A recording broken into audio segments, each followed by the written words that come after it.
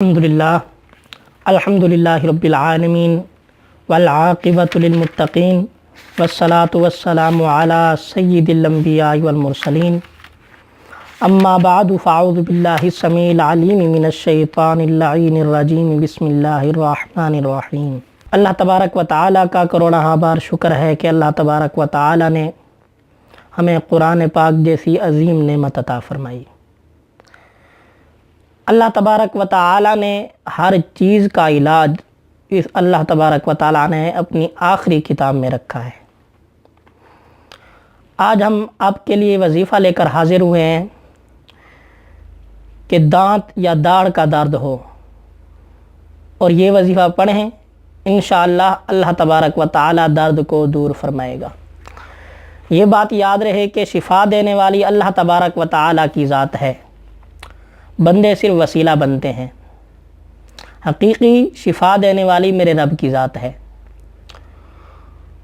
اور وہی شفا دیتا ہے سب کو۔ یہ آیت مبارکہ ہے پارہ نمبر 29 کی آیت نمبر 23۔ قُلْ هُوَ الَّذِي أَنشَأَكُمْ وَجَعَلَ لَكُمُ السَّمْعَ وَالْأَبْصَارَ وَالْأَفْئِدَةَ قَلِيلًا مَا تَشْكُرُونَ۔ سورہ ملک ہے، آیت نمبر 23 ہے۔ اس میں اللہ تبارک و تعالیٰ نے دانت کے درد میں شفا لکھی ہے کہ جس کے دانت میں درد ہو وہ یہ آیت مبارکہ 7 مرتبہ پڑھے اور شہادت والی انگلی، سیدھے ہاتھ کی شہادت والی انگلی سے اس دانت کو دبا کے رکھے جہاں درد ہے۔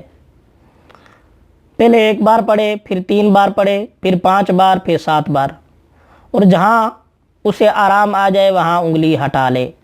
انشاءاللہ درد بھی جاتا رہے گا اور اللہ تبارک و تعالیٰ شفا بھی عطا فرمائے گا۔ یاد رہے کہ جو دانت کا درد ہے یہ بہت ظالم درد ہے۔ اس درد میں نہ تو بندہ کھا سکتا ہے، نہ پی سکتا ہے، نہ سو سکتا ہے، یعنی یہ انسان کو پورا ڈسٹرب کر دیتا ہے، جس میں انسان بے بس ہو جاتا ہے کوئی کام کرنے سے۔ اگر یہ آیت مبارکہ آپ پڑھ کر دم کریں گے تو اللہ تبارک و تعالیٰ شفا عطا فرمائے گا۔ اور جو بھی وظیفہ بتایا جائے اس کے اول اور آخر میں درود شریف لازمی پڑھیں، کیونکہ نبی پاک علیہ السلام کی حدیث مبارکہ ہے کہ دعا زمین اور آسمان کے درمیان معلق رہتی ہے کہ جب تک مجھ پر درود پاک نہ پڑھا جائے، یعنی اول و آخر درود شریف پڑھا جائے تو وہ دعا مقبول بن جاتی ہے۔ تو اللہ تبارک و تعالی ہمیں ہر چیز میں کامیابی و کامرانی عطا فرمائے، آمین۔